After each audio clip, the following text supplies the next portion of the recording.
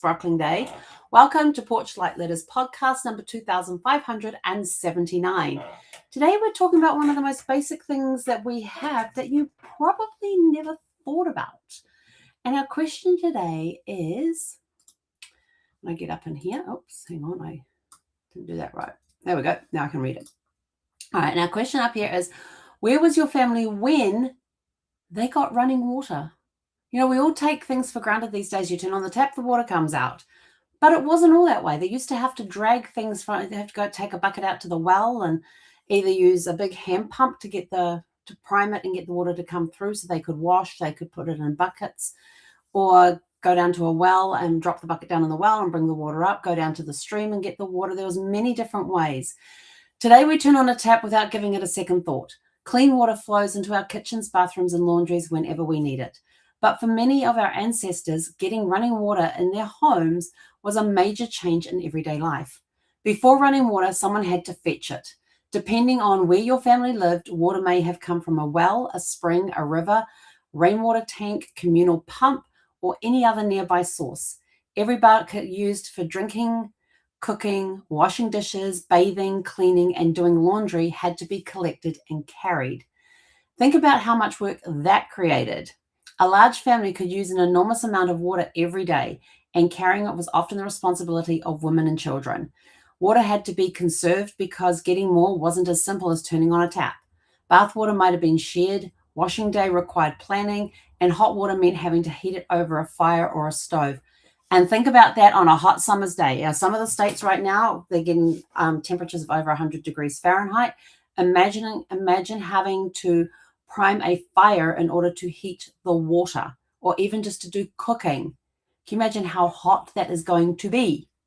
Then running water arrived. Imagine turning on a tap inside your home and watching the water appear without anyone having to walk somewhere, pump it, haul it back, or carry a heavy bucket through the door.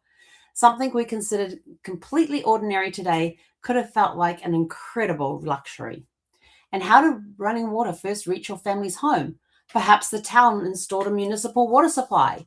Maybe a family living on a farm installed pumps, pipes, and water tank. Was there initially only one tap in the house? Did cold running water arrive years before hot water? Was the kitchen connected before a bathroom was added? Running water also changed the way homes were designed and how families lived. Indoor bathrooms became more common.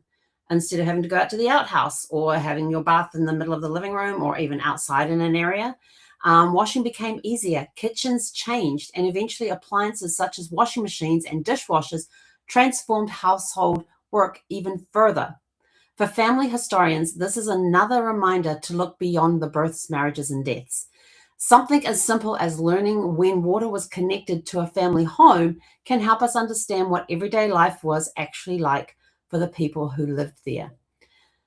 And just think about that. I think back to the days that we would go on holiday and we had a caravan or a trailer camper. There was no holding tanks in them for water. Even living in the RV, we had a holding tank there for the clean water, for the drinking water, the water we used to drink with, shower with, and all that. We had the clean water tank. Then you had the grey water tank, which was anything you'd use with subs, like from the shower, the sink, the hand basin, and the kitchen sink and the hand basin. And then you had the black water, and the black water was the stuff from the toilet. And you had and when you came to emptying, you always emptied the black water tank first, followed by the grey water tank, because the grey water tank would then clean all the pipes and everything else. And you had to keep an eye on that. But with the fresh water, you had to keep an eye on that level as well as to when did I need to refill it. I think I had a 70 litre or an 80 gallon. I either had a 70 gallon or an 80 gallon freshwater tank, which was great because if I was going boondocking, I didn't have to worry about water. If I was going to be spending a night somewhere where there were no hookups, then I made sure everything was the black tank, the grey tank, were emptied, and the white tank was filled up. Even on holidays that we did as a family in a caravan or a trailer camper, we didn't have bathrooms in there. We had to go across the ablutions block, and the ablutions blocks would have the toilets, the showers, laundry facilities, and a kitchen over there as well. If you didn't want to cook inside your camper, or you didn't want to, or you were on a tent and you needed somewhere to cook, they also had sinks there so you could wash the dishes. And every night, us kids, we had this basin. We put all the dirty dishes into the basin. There was some dishwashing detergent flipped into there, and we went across and we tipped it all into a sink and washed the dishes, dried them, put them back into the basin and carried it back. When it came to water, we had a white container that was about that wide by about that tall, had a handle on the top. I don't remember how many liters it held. And we had to walk that thing over to the tap, turn the tap on, fill that thing up, and try and carry it back. It was very heavy. I hated having to go get it, but it also had a whole, it had a cap on there that had a hose on there that would then get connected to the water supply, and the only water supply in the caravan was the kitchen sink. So going from that to an RV where we had holding tanks, that was a huge upgrade. Well, for me personally, I mean, we went camping when I was teenagers, and the next time I was in anything like that to go camping was my RV a couple of decades later. But not having to carry that heavy water container. So I kind of imagine that that's something like what it felt like when you went from having to drag the water in here. If you need to go to the bathroom in the night, you had to get up with your flashlight, put your robe on, go walking across the campground to the ablution spot where it was always well lit, and then going from that to having indoor plumbing in my RV. That's the closest that I can get to what it was like for our ancestors who didn't have running water and had to go and get it from some source. It could be going down to the spring. It could be going to the river. It could be going to somewhere where there was a pump or a well, and I'm having to draw the water. It was a very physical thing to get water into the house for whatever reason. And they were usually in buckets. And the bucket sat there and was used for drinking, cooking, cleaning, whatever it needed to be used for. So going from not having that facility in the house to having that facility in the house, you just got to put yourself in your ancestors' shoes and just imagine what it was like. And when you turn around with today's challenge and find out when someone in your family first remembers having running water at home, and you're probably going to have to go to the silent generation for this, maybe some baby, but no, not really. The silent generation is probably going to be the last generation that we have available to us right now that may recall not having water in the home. But they may know stories of when their ancestors didn't have running water. Where were they living? Where did water come from before that, before they had a tap in the house? Who collected it? How far did they have to carry it? Was there hot and cold water or only cold?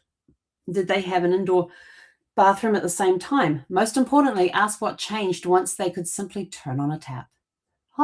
Turning on a tap. And even going camping. I mean, going camping in tents and stuff, you don't have running water. You've got to go to the ablution block for all of that stuff. And in some place, when I was growing up, when we were up on the mount, I would tell you this, there was absolutely nothing like fresh mountain water. That was one thing I loved about our hikes up on Mount Taranaki, was going down to the river and just being where the water is running and just scooping it up and drinking it.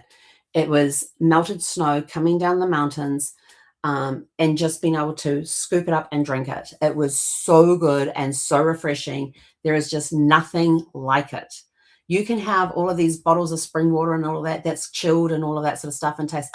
I will tell you this. I will tell you this till the day I die. There is nothing like fresh, melted snow water that's running down in the rivers and you just scoop it up and drink it. That as a kid was one of my favorite things to do when we went up on the mountain. Running water may seem ordinary to us now, but for the generation that remembered life without it, that first flowing tap represented convenience, progress, and a very different way of living. Let us know in the comments below some of the stories that you come across that you discover about running water. And I'm trying to think, I'm even thinking that the silent generation would have had running water in the house as well, unless they were out in a rural area where they didn't have that convenience of water being piped in by the municipal things. So maybe they still had the outhouse. Maybe they still had to bring their water in from the well for a while. I'm not sure, but ask your silent generation, which are those born prior to 1945. So if you still have some of those people in your house and in your life, please go and ask them. But they'll be in their 80s. There'll be people who are in their 80s and 90s now, maybe even to their hundreds. If you still have people alive that are in there, ask them about running water and did they always have running water? Do they remember what life was like before they had running water? Ask them those sorts of questions and just listen to their stories and about the work that was involved in bringing in water into the house for those that didn't have running water at the time. But with that, we're out of here. Go out, have a super fantastic sparkling evening, and we'll catch you guys back here tomorrow evening at 6 p.m. Pacific.